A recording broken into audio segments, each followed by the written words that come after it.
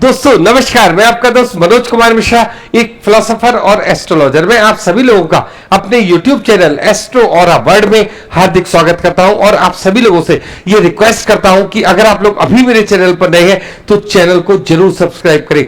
जैसा कि आप सभी लोग जानते हैं 27 के 27 नक्षत्रों की वीडियो का सेकंड पार्ट मैंने आप लोगों के समक्ष प्रस्तुत किया है, तो जिसका जो भी जन्म का नक्षत्र हो एक बार अवश्य देखें।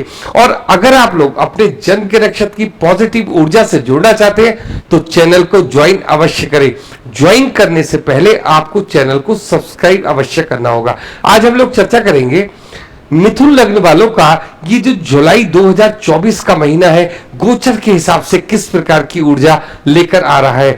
तो देखिए, अगर आपकी जन्म कुंडली में प्रथम भाव में यहां पर 3 का अंक लिखा हुआ है तो ये कुंडली किसकी कहलाएगी? मिथुन लग्न वालों की कुंडली कहलाएगी। और अगर आप लोगों ने मेरी वो वीडियो कि जानिए मिथुन लग्न वाले लोग कैसे होते हैं अब तक नहीं देखी है तो आई बटन पर क्लिक करके वो आप वीडियो अवश्य देखिए। तो सबसे पहले चर्चा करेंगे हम लोग गोचर की। तो देखिए, इस समय जो स्थिति चल रही है वो ग्रहों की इस प्रकार से चल रही है।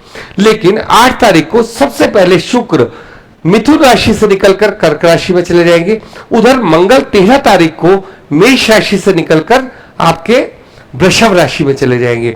और अगर हम लोग बात करते हैं सूर्य की तो 16 तारीख को सूर्य कर्क राशि में चले जाएंगे। अब बात करते हैं केतु की, जो आपके इस समय 4th भाव में चल रहे पूरे महीने कन्या राशि में ही गोचर करेंगे। और राहु की बात करते हैं तो पूरा महीना ये आपके मीन राशि में ही गोचर करेंगे। लेकिन 7 तारीख को राहु का जो है नक्षत्र चेंज हो जाएगा, उस पर अभी मैं आपको एक सेपरेट वीडियो बनाकर दूंगा।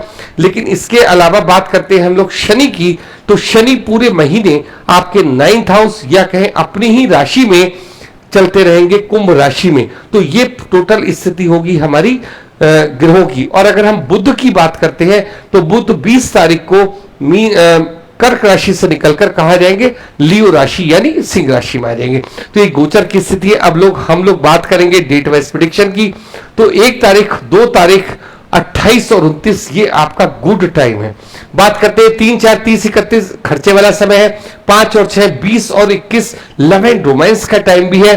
और साथ में आपसे यह भी कहा जा रहा है कि जैसे अपनी स्पाउस के साथ जो है वाद विवाद से थोड़ा बचना है। बात करते हैं 7 से लेकर 9 तक, 12, 13, 14 ट्रबल्ड माइंड। ऐसे इस समय में आपको कोई बड़े डिसीजंस लेने से बचना है। मैं सारा की सारी बात आपको बताऊंगा ऐसा क्यों होगा।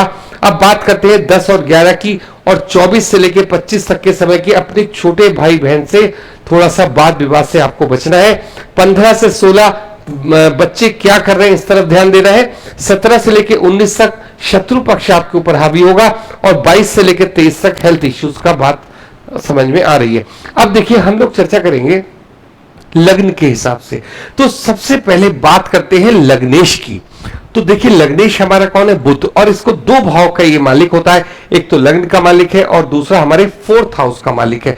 अगर आपने मेरी वो वीडियो कि जैसे कि आपका ये जो बुध है किसी ना किसी हाउस में होगा, तो अगर आप देखेंगे ना सर्च करके लग्नेश का जादू, तो आपको 12 के 12 हाउसेस में बुध किस प्रकार से वर्क करता है ये आपको पता चलेगा। लेकिन हम लोग इस समय बात करें लग्न के हिसाब से गोचर की कुंडली के ऊपर पूरे जुलाई के महीने के लिए।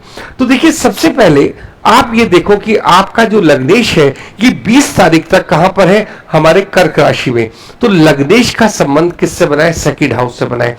अब आप एक चीज समझिए कि एक तो ये कि लग्नेश सेकंड हाउस में चला गया, इसका मतलब ये होगा कि आपको पैसे से संबंधित जो परेशानियां हैं, या सिर्फ आप ये समझिए कि कहीं हम बचत नहीं कर पा रहे हैं, तो वो चीज आपकी यहां पर देखने को मिलेगी जुलाई के महीने में।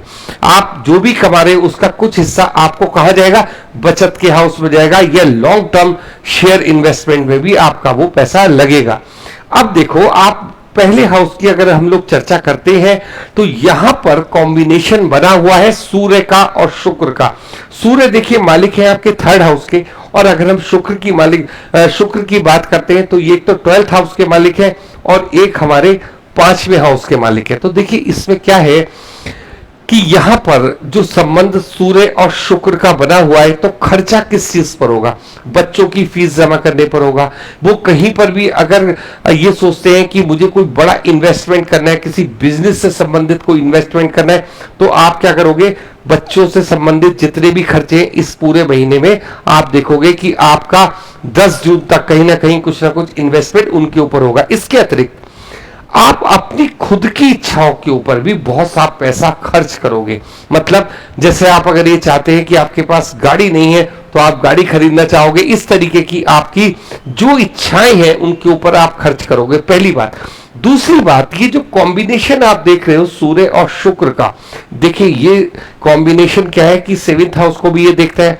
इस समय आपको, मैं लगातार आपसे क्या कहता हूं कि जब भी सूर्य और शुक्र की बातचीत चलती है, तो सूर्य की जो एनर्जी है ना, वो शुक्र को कहीं ना कहीं दबा देती है।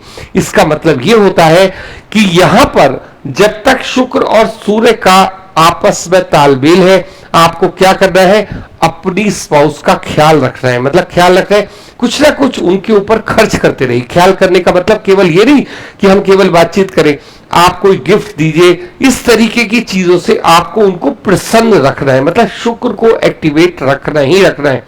इसके बाद शुक्र कहां चले जाएंगे? आपके 2nd हाउस में चले जाएंगे। ये स्थिति बहुत ही अच्छी स्थिति आपकी देखी जा रही है।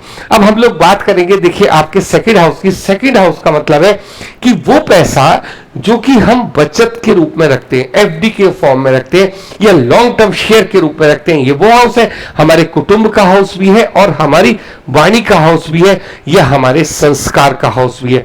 अब यहां पर दो ग्रहों की युति होगी। सबसे पहले हम लोग बात करेंगे आपके बुध की, जो आपका लग्नेश भी है। उसका सारा ध्यान, हर प्रकार से उसका ध्यान कहां रहेगा?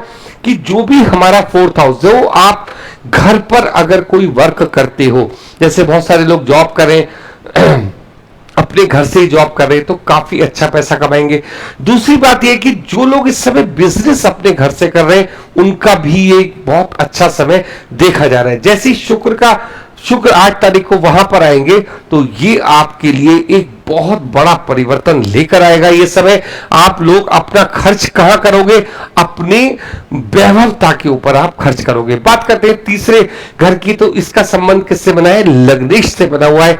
इसका मतलब जिन लोगों को अभी कोई एक बिजनेस स्टार्ट करने के लिए एक झिझक है, मतलब झिझक का मतलब क्या होता है? बहुत सारे लोग ये सोचते हैं कि हम कोई चीज अगर ऑनलाइन लेकर जाएंगे, या हम कोई यूट्यूब पर वीडियो बनाएंगे, या कोई भी ऐसे प्लेटफॉर्म पर जहां पर पब्लिक से जुड़ा हुआ कोई कार्य अगर आप लोग करते हो, तो किस तरीके से हम कर पाएंगे? क्या पता लोग हमें पसंद करें या ना करें। लेकिन मैं आपसे ये कहना चाहता हूं कि 15 तारीख तक आप इस प्रकार का जो भी प्रयास करोगे, एकदम सुपर डुपर हिट आपका रहेगा। तो मैं आपसे कह रहा हूं, ये वीडियो आपको कब मिलेगी? जून में मिल जाएगी। तो आप पूरा तरीके से प्लान कीजिए कि हमें किस तरीके से अपने बिजनेस को या अपनी प्रतिभा को लोगों के समक्ष प्रस्तुत करना है। हम लोग बात करेंगे आपके 4th हाउस की। देखिए 4th हाउस किस चीज का होता है? भौतिक सुख साधनों का हाउस होता है। इस समय यहां पर आपके केतु आए हुए हैं, और इसका मालिक कहां पर बैठा है? 2nd हाउस में बैठा है।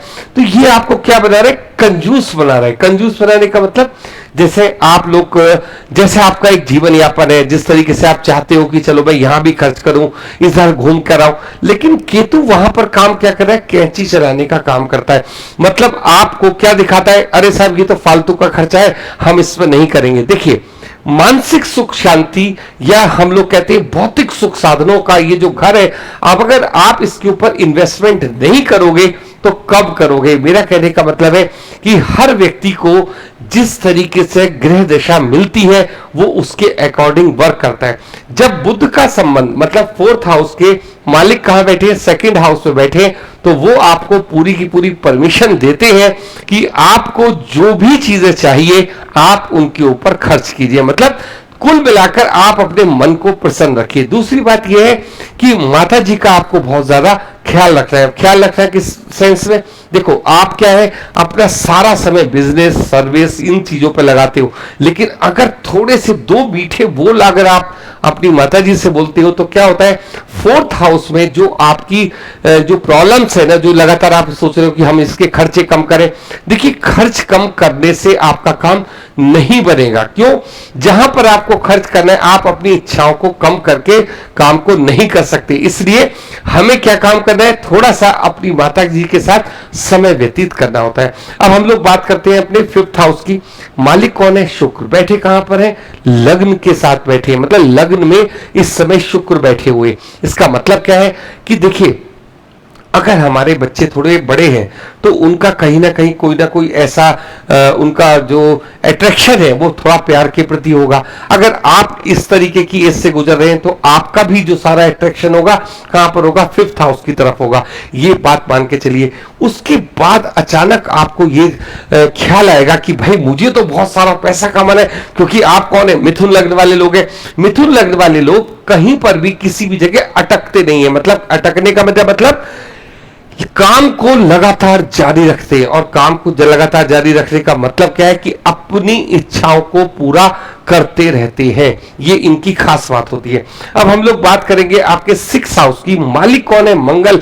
बैठे कहां पर है? आपके 11th हाउस में बैठे, अपने ही घर में बैठे। इसका मतलब है कि जो भी आपका सर्किल है, जितने भी प्रकार के आपके दोस्त हैं, वो आपको इस समय पूरी तरीके से मदद करने के लिए तैयार है। और एक चीज मैं आपको यहां और बताऊंगा कि आपको थोड़ा सा कुछ ना कुछ अपने समय में से सेवा का दान क्या होता है कि किसी भी व्यक्ति को जो जैसे मजदूर क्लास है, इस तरीके से कुछ ना कुछ चीज आपको उनको दान अवश्य करनी चाहिए। बात करते हैं हम लोग 7th हाउस की। 7th हाउस का मालिक है गुरुदेव बृहस्पति। बैठे कहां पर है? आपके 12th हाउस में बैठे हैं। देखिए, आप एक चीज समझिए कि जब भी हमारा जो मतलब 7th हाउस का मालिक अगर 12th हाउस में जाकर बैठ जाएगा, इसका मतलब क्या है कि अगर आपका स्पाउस आपको कोई भी किसी भी प्रकार की राय देता है और आपने उसको ओवररूल कर दिया, मतलब उसको ये सोचा अरे भाई आपकी तो बात गलत होती है, ये चीज सही नहीं लगी मुझे। आप ये समझिए, जिस तरीके से जैसे आप उनको इग्नोर करना शुरू करोगे या किसी वजह से आप उनको इग्नोर करते हो, आप ये समझिए कि ये आपके लिए क्या होगा? घातक सिद्ध होगा। तो इस चीज का आप विशेष ख्याल रखिए। आप उनकी बात को मानते हैं या नहीं मानते हैं, ये एक अलग बात हो गई, लेकिन आप उनको इग्नोर मत कीजिएगा, इतनी बात आप मेरी मानिए। अब हम लोग बात करेंगे आपके 8th हाउस की। बहुत इंपॉर्टेंट हाउस है। क्यों हाउस इंपॉर्टेंट है? कारण क्या है? मालिक है शनि। 8th हाउस का मालिक कहां पर बैठा है? भाग्य के भवन में बैठा है। इसका मतलब अगर हम किसी भी बिजनेस से जुड़े हुए हैं, किसी भी सर्विस से जुड़े हुए हैं, हमें क्या करना है कि 8th हाउस से संबंधित कुछ चीजों का दान अवश्य करना है। उसके पीछे रीजन क्या है कि इस समय 7 तारीख के बाद केतु राहु जो है किसके नक्षत्र में आ रहे हैं? ये शनि के नक्षत्र में आ रहे हैं। तो आपको 2-3 चीजों का ध्यान रखना है। एक तो ये कि आप अपने लिए 5 या 7 मिनट का अवश्य समय निकालिए मेडिटेशन के लिए। और अगर आपको अपने जन्म के नक्षत्र का मेडिटेशन करना है जो बहुत ही पावरफुल होता है, तो चैनल को आप लोग ज्वाइन कीजिए। 600 रुपए महीना कोई बहुत बड़ी चीज नहीं होता। उससे क्या होता है, होगा क्या कि हमारा 8th हाउस एक्टिवेट होगा और जो शनि से संबंधित प्रॉब्लम्स हम लोग 7 तारीख के बाद मतलब हम फेस करेंगे, मैं आपको बताऊंगा वो क्या चीज है, तो उससे हम लोग बचेंगे। अब हम लोग बात करते हैं आपके 7th हाउस की, 9th हाउस की, जिसमें शनिदेव महाराज खुद बैठे हैं। मतलब भाग्य के घर में इस समय शनि का आना, इसका मतलब क्या है कि जब भी 9th हाउस से शनि गुजरेंगे, आपका शनि आपकी जन्मपत्री में कहीं भी हो, उसके ऊपर कभी और चर्चा करेंगे, लेकिन फिलहाल अगर आपके 9th हाउस से शनि चल रहे हैं, इसका मतलब यह है कि भाग्य में शनि का आना क्या मतलब? भाग्य की गति को कहीं ना कहीं रोकता है। अब ये चीज मैं आपको अभी डिटेल में बताऊंगा जब हम राहु के ऊपर चर्चा करेंगे, क्या सीन है इसका मतलब यह है कि राहु इस समय आपके 10th हाउस में चल रहे हैं, मीन राशि में चल रहे हैं। ये पहले ही हफ्ते में, जुलाई के पहले ही हफ्ते में कहां चले जाएंगे? शनि के नक्षत्र में चले जाएंगे। तो जन्मपत्री में जहां भी शनि होगा उसके अकॉर्डिंग वर्क करेंगे। अब यहां पर होने क्या वाला है, जिस जॉब में आप काम करते हो सकता है वहां से आपका स्थान परिवर्तन हो जाए, हो सकता है आपको सस्पेंड कर दिया जाए, और हो सकता है कि आपको किसी ऐसी जगह पर डाल दिया जाए जहां पर आप जाना भी पसंद नहीं करते। एक बात। दूसरी बात ये कि अगर हम एर्थ हाउस से जुड़े हुए वर्क करते हैं, मेडिटेशन में जाते हैं या कुछ ऐसा दान वगैरह करते हैं जिसका और किसी को पता ना हो, तो ये चीज क्या होता है, शनि की जो नेगेटिव एनर्जी है उससे हम लोगों को प्रोटेक्ट करता है। मतलब अगर हमारा स्थान परिवर्तन भी हो रहा है तो कुछ ले देके क्या होगा कि जो हम चाहते हैं उस जगह पर हमारा स्थान परिवर्तन हो जाता है। तो ये सारी चीजें आपको समझनी है, क्योंकि होता क्या है कि हम ज्योतिष को एक मजाक के तौर पर ले लेते हैं, लेकिन होता यह है कि लाइफ में जब ग्रहों की चाल चेंज होती है तो उस समय मान सम्मान प्रतिष्ठा सभी के ऊपर हमारा प्रभाव पड़ता है। तो जब शनि के नक्षत्र में राहु जाएंगे, और राहु चल कहां पर है, मीन राशि में चल रहे हैं, तो ये 3-4 ग्रहों को एक साथ कवर करते हैं राहु। तो ये चीज मैं आपको बताऊंगा कि इसके लिए आपको जो आपका स्थान परिवर्तन हो या फिर आप बिजनेस को चेंज करना चाहते हो, मतलब वो अगर आपके पॉजिटिव वे में होता है जिसमें आपका परिवर्तन तो निश्चित है, लेकिन अगर वो थोड़ा आपकी इच्छा के अनुसार हो जाए तो उसके लिए आपको थोड़ा सा अपने ऊपर ध्यान करना है, मेडिटेशन के लिए समय निकालना है, या फिर कुछ ऐसे लोगों को पैसा या जो चीज उनको आवश्यक है, कुछ गरीब लोगों को ऐसा दान देना है जो किसी की नजर में ना आए। मतलब इसको हम लोग कहते हैं गुप्त दान, क्योंकि एर्थ हाउस हमारा क्या है, छिपा हुआ हाउस है। तो इस तरीके की चीजें आपको देखनी है इस पूरे महीने में। एक यही सबसे बड़ी समस्या है कि जो मिथुन लग्न वाले हैं उनको क्या होगा, हो सकता है कि अपमान का सामना भी करना पड़ जाए। अब हम लोग बात करते हैं आपके 11th हाउस की, जहां बैठे हैं मंगल, और मंगल अपने ही घर में बैठे हुए हैं, मंगल अपनी अच्छे स्थान पर बैठे हैं। साथ में क्या है कि ये आपका 11th हाउस है। 11th हाउस किसका होता है, दोस्तों का होता है, लाभ का हाउस होता है।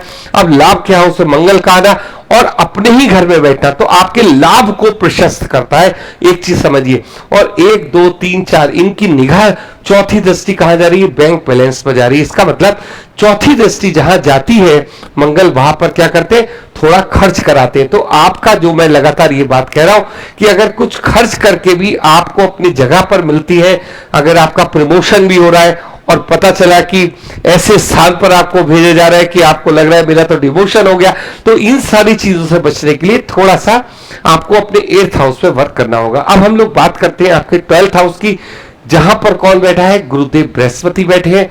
गुरुदेव बृहस्पति ही वो एक ऐसा ग्रह है जो आपके 12th हाउस में बैठकर जो आपकी मानसिक शांति है, मानसिक शांति को 1 2 3 4 5 पांचवी दृष्टि से केतु को देख रहे हैं।